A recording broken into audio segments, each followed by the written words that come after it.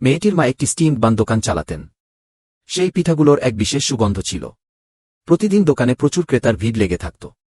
মেয়েটি পিঠার স্বাদ সম্পর্কে খুব কৌতূহলী ছিল, কিন্তু তার মা তাকে কেবল রান্নাঘরে ঢুকতেই নিষেধ করেননি, বরং তাকে কখনো ওই পিঠা খেতেও দেননি।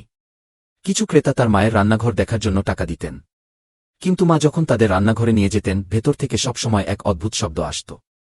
শেষ পর্যন্ত ওই মানুষগুলো আর কখনো ফিরে আসত না। প্রতিবার কেউ নিখোঁজ হওয়ার পর তার মায়ের বানানো পিঠাগুলো আরও বেশি সুগন্ধি হয়ে উঠত।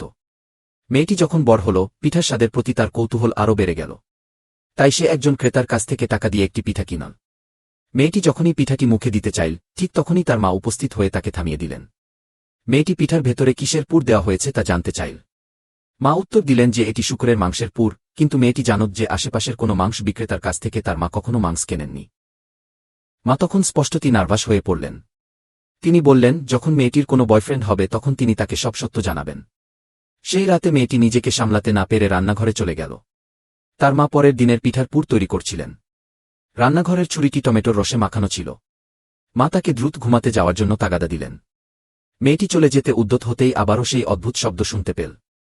মা তাড়াহুড়ো করে বুঝিয়ে বললেন যে রান্নাঘরে বোধহয় ইঁদুর ঢুকেছে। এটি মেয়েটিকে পিঠার গোপন রহস্য জানার জন্য আরও মরিয়া করে তুলল।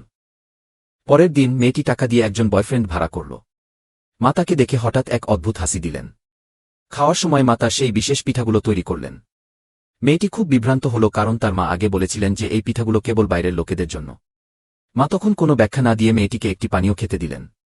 পানীয়টি খাওয়ার সাথে সাথেই মেয়েটির মাথা ঘুরতে শুরু করল।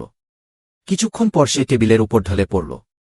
ঠিক সেই মুহূর্তে মা মেয়েটির বয়ফ্রেন্ডকে রান্নাঘরটি দেখার আমন্ত্রণ জানালেন। ছেলেটি বিনা দ্বিধায় রাজি হয়ে গেল। মেয়েটির যখন জ্ঞান ফিরল, সে দেখল আশেপাশে কেউ নেই, কিন্তু রান্নাঘর থেকে এক ধরনের শব্দ আসছে। যখন সে রান্নাঘরে হেঁটে গেল, সামনের দৃশ্যটি দেখে সে পুরোপুরি স্তব্ধ হয়ে গেল।